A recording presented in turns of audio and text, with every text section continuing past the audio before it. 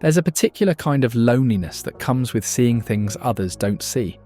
Not the loneliness of being physically alone, but something that reaches deeper, the quiet isolation of standing in a room full of people and realizing that the conversation everyone else is having feels hollow, scripted, like they're all reading from the same page while you've somehow been given a different book entirely. You've felt this, that moment when you offer a thought that goes just slightly beneath the surface and the room goes quiet. Not the quiet of contemplation, but the quiet of discomfort. Eyes shift, someone changes the subject, and you learn over time to keep certain observations to yourself, to nod along, to let the shallow waters remain undisturbed. And this tension between intelligence and belonging has been with us since humans first gathered around fires and created the invisible rules that hold societies together. Perhaps no one understood this paradox more intimately than a man who walked the streets of Athens 25 centuries ago, asking questions that made people so uncomfortable they eventually decided he should die for it. His name was Socrates, and his life along with his death reveals something about why the people who think most deeply are often the ones society wants to silence. You might imagine that intelligence would be celebrated, that societies would lift up their brightest minds and create space for them and protect them. But if you've ever felt the sting of being dismissed for thinking too much, questioning too deeply, or refusing to accept easy answers, and you already know the truth is far more complicated. Intelligence threatens something at the foundation, not in an obvious way, not like a physical danger you can see coming, but it threatens the invisible architecture that keeps people comfortable. The unspoken agreements, the stories we tell ourselves about who we are and why things are the way they are. And when someone comes along who can't help but examine those stories, who asks, but why? When everyone else has stopped asking, something in the social fabric tears. Socrates spent his days in the marketplace, engaging anyone who would speak with him, craftsmen and politicians and poets and young students. He would ask them about their beliefs, their certainties, the things they claimed to know, and through a simple method of questioning that was gentle and persistent and genuinely curious, he would reveal that most of what people believed they had never truly examined. They had inherited ideas, absorbed them from culture and tradition, and the reassuring voices of authority, but they hadn't looked at them closely, hadn't held them up to the light. This made people furious, not because Socrates insulted them or claimed to be superior, but because he held up a mirror, and in that reflection, people saw their own unexamined lives staring back. That's unbearable, which is why it's far easier to reject the person holding the mirror than to look at what it shows. You know this feeling from the other side, the feeling of asking a genuine question and watching someone's face harden, the way curiosity gets mistaken for attack, the way depth gets interpreted as judgment. You weren't trying to make anyone feel small, you were just looking closer, thinking further, unable to stop at the surface. But here's what Socrates understood, what his entire life demonstrated. Intelligence isn't just about having answers, but about living in the questions, about being comfortable with uncertainty and complexity, and the possibility that the things everyone agrees on might still be wrong. This comfort with uncertainty is what separates the intelligent mind from the conventional one. Most people need certainty the way they need air. They build their identities on solid ground, on beliefs that don't shift and truths that don't require examination, and a worldview that provides comfort and clarity. And that's when you come along, not even trying to threaten them, or just naturally seeing the cracks in that foundation, just noticing the contradictions, just unable to pretend the ground is more solid than it is. And they feel it. Even if they can't articulate it, they feel the ground shifting beneath them when you speak. They feel the uncomfortable possibility that they might not know what they think they know. Instead of sitting with that discomfort, instead of following you into the deeper questions, they step back and rebuild their walls and decide you're the problem. The very quality that allows you to see more clearly, your willingness to question and examine and hold multiple truths at once, is the quality that makes you difficult to be around. Not because you're cruel or superior, but because you remind people of everything they're trying not to think about. Socrates called this the examined life, and he believed with a conviction so strong he was willing to die for it that an unexamined life wasn't worth living. But here's what he also knew, what his life and death taught anyone paying attention. Most people don't want to examine their lives, but want to live them comfortably and predictably, without the constant destabilization that comes from really looking at things. And so the intelligent person, the one who can't help but look, becomes a kind of exile, not sent away to a physical island, but isolated nonetheless, living among people but not quite with them, speaking the same language but meaning different things, reaching for connection and finding again and again that their depth is mistaken for distance. You've learned to translate yourself, and to take the complex things you see and flatten them into simpler shapes that fit into normal conversation, to edit yourself in real time while always aware of how much truth the room can handle. The exhaustion is real and lonely in a way that's hard to explain to anyone who hasn't felt it.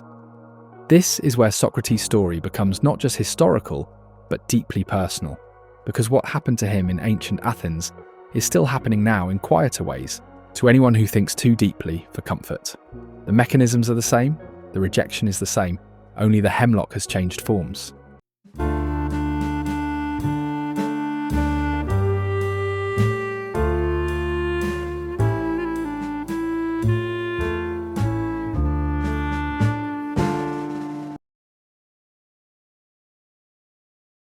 Picture Athens at its height. Democracy still young, buzzing with the energy of poets and playwrights and philosophers and politicians. A city proud of its intellectual culture and its freedom of thought. And in the middle of it all, this strange figure named Socrates, barefoot and plain-dressed and seemingly aimless, stopping people in the street to ask them questions. He didn't write books or charge fees like other teachers, or build a school or claim followers. He just talked, asked, listened, pushed, and somehow this simple act of questioning became dangerous enough that the city decided he had to be stopped. The charges brought against him were these: corrupting the youth of Athens and impiety, refusing to recognise the gods the city recognised. But if you look beneath these official accusations, you find something else, i.e. something more threatening than any religious heresy, which is that Socrates was making people think. And when people think too deeply about the structures they live within, those structures become unstable. The young men of Athens gathered around him, not because he offered them easy wisdom or promised them success, but because he treated their minds as worthy of development, asked them questions their own teachers never asked, encouraged them to examine the beliefs their parents had given them, and the values their society took for granted, and the certainties that everyone else treated as obvious truth.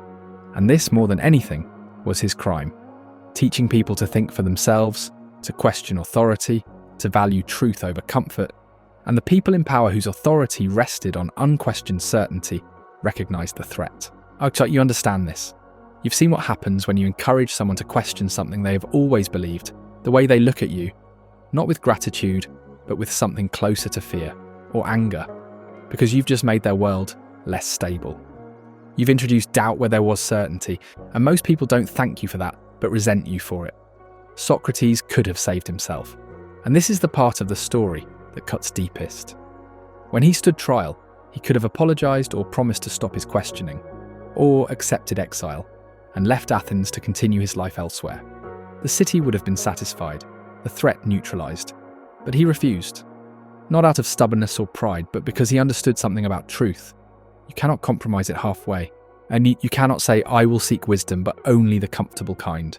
You cannot live an examined life on Tuesdays and Thursdays, but return to unconsciousness the rest of the week. He told his accusers that he was Athens' greatest gift, that he was like a gadfly on a lazy horse stinging it into wakefulness, that without him the city would fall into a comfortable sleep from which it might never wake. He said he could no more stop questioning than he could stop breathing, that his purpose and his reason for being alive was to push people toward examined lives. Imagine standing in front of the people who have the power to kill you, and instead of begging for your life, explaining to them why they need you, why your questions, uncomfortable as they are, serve them, why wisdom matters more than comfort, and why truth matters more than harmony. They sentenced him to death. And here's where the story becomes almost unbearably poignant, because Socrates' friends prepared everything for his escape. They had bribed the guards, arranged the route, made it easy, and all he had to do was leave and live, and continue his work somewhere else, somewhere safer. But he stayed, drank the hemlock surrounded by his students, continuing to discuss philosophy, even as the poison moved through his body, continuing to examine life even as his own life ended. Why? Not because he wanted to die, but because running would have invalidated everything he taught. Running would have said, when the cost gets too high, abandon your principles. When society rejects you, reject yourself. When thinking becomes dangerous, stop thinking. And he couldn't do that, wouldn't do that, even knowing it meant death. As you've probably never faced a choice that stark, but you've faced smaller versions of it. Moments where you had to choose between speaking your truth and keeping the peace, between honouring your intelligence and making others comfortable, between being authentically yourself and being acceptable. And each time you chose comfort over truth, chose silence over honesty, chose to diminish yourself to fit in, part of you died too. Not as dramatically as Socrates, not with hemlock and philosophy students gathered around, but a small death nonetheless, a quieter kind of poison. What Socrates' trial revealed wasn't just the corruption of Athens, but something deeper about how societies function, about what they can and cannot tolerate. Every social group, from a family to a nation, rests on shared assumptions, on things that everyone knows to be true, on boundaries that shouldn't be crossed and questions that shouldn't be asked, and foundations that shouldn't be examined. And the intelligent person, the one who can't help but see beneath surfaces, inevitably stumbles into these forbidden territories. Not because they're trying to be disruptive or want to tear things down, but because their mind naturally goes to the places that others have unconsciously agreed not to go.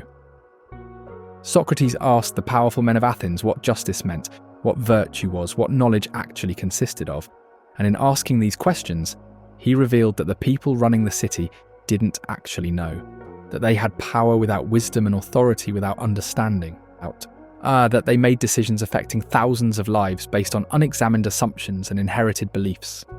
And when he showed them this, gently and through simple questions, they killed him for it. Not because he was wrong, but because he was right, and his rightness made their power illegitimate. His wisdom revealed their foolishness. His examined life showed up their unexamined ones. The verdict wasn't about guilt or innocence, but about comfort, about maintaining a social order that required certain questions never be asked, and certain truths never be spoken, and certain levels of awareness never be reached. Athens chose comfort over truth, chose social harmony over individual wisdom, chose the sleep of certainty over the wakefulness of questioning, and in doing so they killed the man who might have saved them from their own ignorance. But they didn't kill what he represented, because 25 centuries later, the same drama plays out. Different characters, different cities, but the same conflict. The thinking person versus the comfortable society. The examined life versus the accepted one. The question versus the answer everyone has agreed not to question.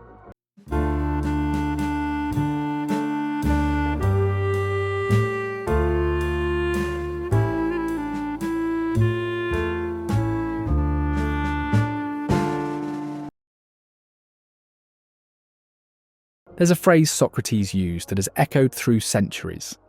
I know that I know nothing. Sounds humble, even self-deprecating, but it's actually something far more radical. The statement of someone who has looked deeply enough to see the bottomlessness beneath everything we claim to know with certainty. And this is where the rejection begins. Not in arrogance, but in this epistemological humility.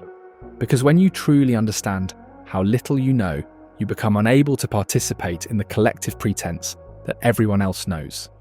Think about how most conversations work. People exchange certainties, make declarative statements about complex things like politics and human nature, and right and wrong, and how the world works.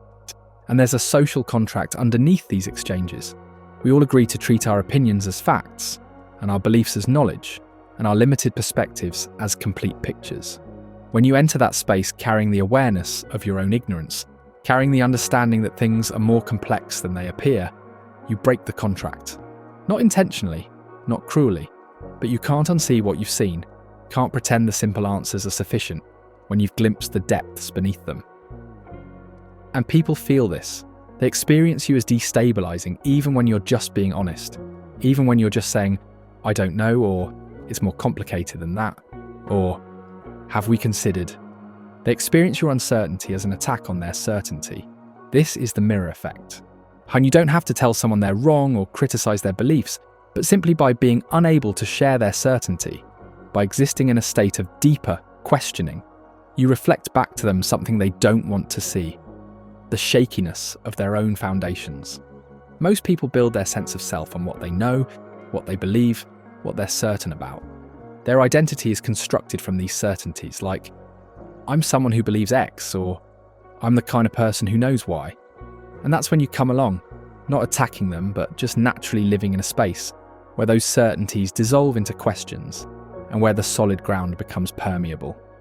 And it terrifies them, not because you're dangerous, but because you remind them of something they've been trying not to feel, the uncertainty of existence, like the complexity of truth, the possibility that everything they've built their life on might be just stories they inherited and conventions they absorbed and beliefs they never actually examined. This is cognitive dissonance at its most intense. The discomfort isn't logical but existential, and you trigger it just by being who you are, by thinking the way you think, by being unable to participate in the comfortable fictions that hold social groups together. There's a phenomenon that occurs in cultures all over the world, so universal it must touch something deep in human psychology, called tall poppy syndrome. It's the tendency to cut down anyone who rises above the common level. The tallest flowers get trimmed, the brightest lights get dimmed. The people who excel and see further and think deeper get brought back down to the acceptable height. And it's not always obvious or hostile. Sometimes it's subtle, a joke that cuts, a dismissal disguised as concern. You think it too much, or you're being too sensitive, or not everything has to be so complicated. These aren't just throwaway comments, but social correction.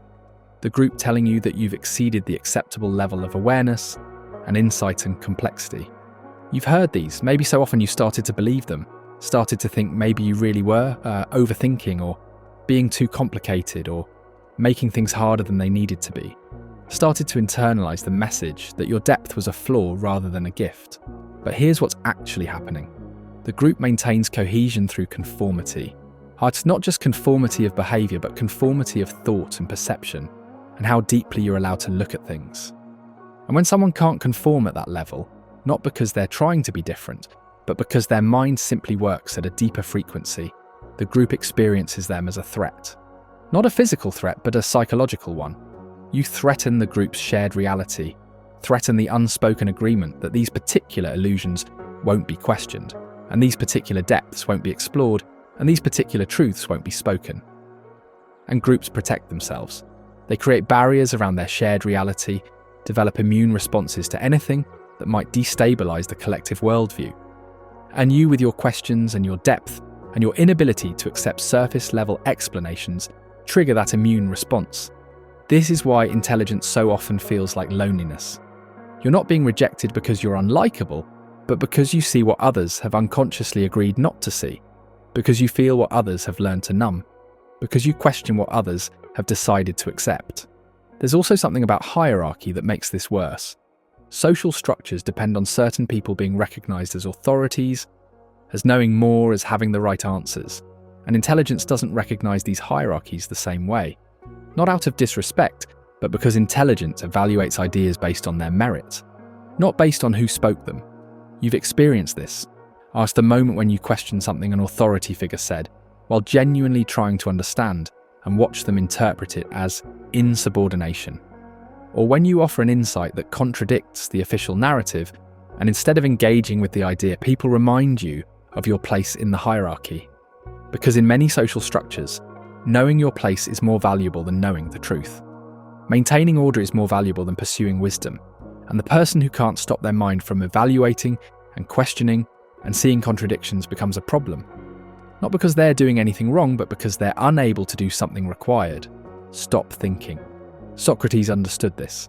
Understood that his questioning threatened not just individual egos, but the entire social hierarchy of Athens. And when he questioned the politicians, he revealed they didn't know what they were doing. When he questioned the poets, he showed they couldn't explain their own wisdom. When he questioned the craftsmen, he demonstrated that expertise in one area didn't translate to wisdom about life. He wasn't trying to humiliate anyone, but trying to push people toward real knowledge and real understanding. But the effect was the same. He destabilized the social order, made it impossible for people to hide behind their titles and their positions and their unexamined authority. And society couldn't tolerate that. Societies rarely can. What makes this even more painful is that the rejection often comes with a particular kind of gaslighting. You're told you're the problem, that you're too intense or too serious or too questioning, that you're making people uncomfortable, and that discomfort is framed as your failing, your excess, your inability to just relax and be normal. But the discomfort isn't your fault. It's the natural result of someone living consciously in a world that runs on unconsciousness. What happens when depth encounters shallowness? When examined meets unexamined? When someone who has woken up tries to connect with people who are still dreaming? And here's the cruelest part. Over time, you might start to believe what they tell you. Might start to see your intelligence as a burden, your depth as a flaw, your inability to accept easy answers as a kind of dysfunction. Might start trying to be less, to think less deeply, to ask fewer questions, to shrink yourself down to a size that fits more comfortably into the spaces society has prepared for you. But that shrinking, that diminishment, costs you something at your core, costs you the very thing that makes you who you are, and the loneliness of pretending to be less than you are is worse than the loneliness of being rejected for who you actually are. Socrates never shrank himself. Even when it would have saved his life, even when everyone around him was telling him to compromise and to bend and to be less fully himself, he remained committed to the examined life, to the questions, to the pursuit of wisdom over comfort. And maybe that's the real teaching. Not that you'll be accepted if you just think the right way or ask the right questions, but that some things are worth the rejection. That living authentically and thinking deeply and refusing to accept comforting lies, these things have value that transcends social acceptance. The rejection isn't proof that something's wrong with you. It's often proof that something's right, that you're seeing clearly in a world that prefers pleasant illusions, that you're awake in a world that rewards sleep.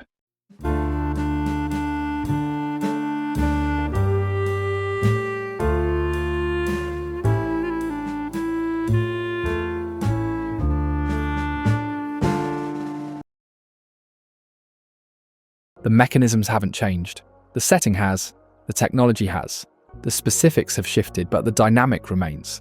Societies still need their comforting myths, still build their cohesion on unexamined assumptions, still reject the people who can't stop questioning. If anything, it's harder now. In Socrates' time, at least the marketplace allowed for real dialogue, but now you have social media where nuance goes to die, where every complex thought must be flattened into a declarative statement, every uncertainty treated as weakness, every "it depends" or "it's complicated" drowned out by the certainty of people who've never looked deeply at anything. You've felt this, the way algorithms reward extremes and punish nuance, the way thoughtful hesitation gets less engagement than confident wrongness, the way depth gets mistaken for fence-sitting, and the examined perspective gets dismissed as not having the courage of your convictions. But maybe you do have convictions. Maybe you're actually more committed to truth than the people shouting certainties. Maybe your refusal to oversimplify isn't cowardice, but intellectual honesty. Maybe your questions come from a deeper engagement with reality, not a shallower one. And yet the loneliness persists, perhaps even intensified, because now you can be connected to millions of people and still feel alone, still feel like you're speaking a language no one else understands, still feel like the conversations everyone else is having are happening on a different frequency than the one your mind naturally operates on. There's a particular exhaustion that comes with this. Not physical tiredness, but something deeper, the tiredness of always translating yourself, of constantly calculating how much truth a situation can handle, of editing your thoughts in real time while always aware that your natural way of thinking is too much for most spaces.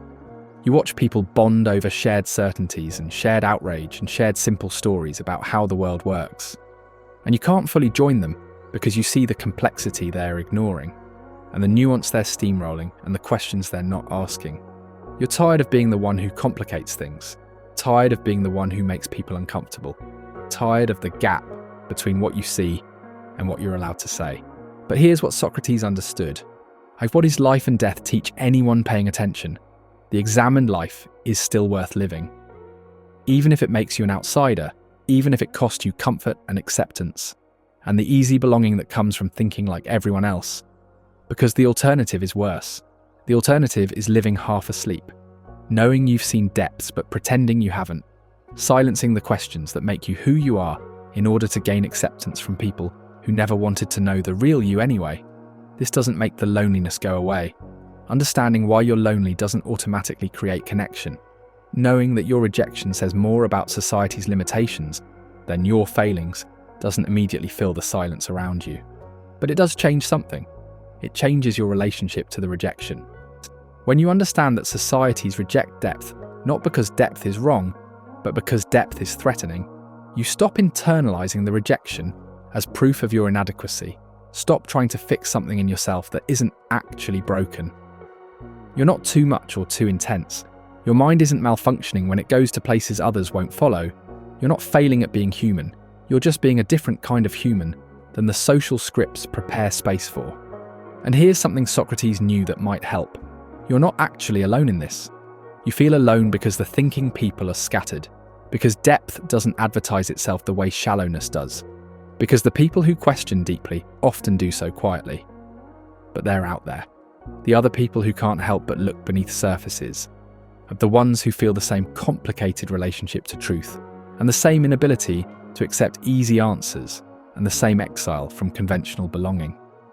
You find them in unexpected places, in quiet conversations that suddenly go deep, in the flicker of recognition when someone actually understands what you're trying to say, in moments of real connection that feel completely different from the performance of connection that most social interaction requires. These connections, when they happen, are different, rarer but deeper, because they're based on actually seeing each other, not on the social masks everyone agrees to wear.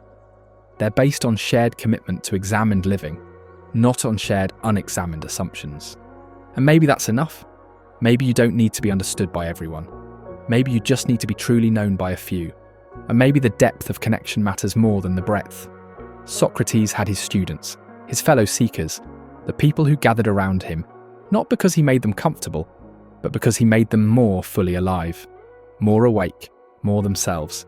And in the end, those connections sustained him more than the approval of all Athens could have.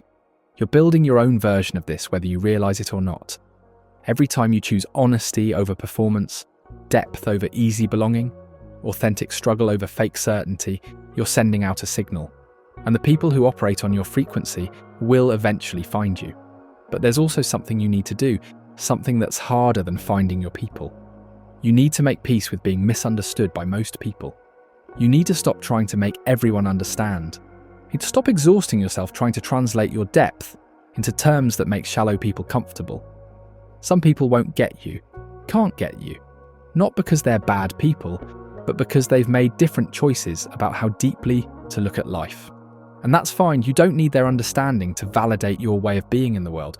What you need is your own approval, your own commitment to living examined, your own willingness to keep asking the questions even when no one wants to hear them, your own courage to see what you see and think what you think regardless of whether it makes you popular. This is what Socrates chose when he drank the hemlock. He chose himself, his integrity, his commitment to truth over comfort. And while the cost was high, the highest possible, he died free. Made free from the need to compromise his mind to fit into a society that feared it. Free from the exhaustion of pretending to be less than he was. Free from the slow death of living unexamined. You probably won't face that starker choice, but you face smaller versions of it constantly. Every time you are in a conversation and you feel that familiar calculation, do I say what I actually think, or do I say what will be accepted? Do I ask the real question, or do I let it pass?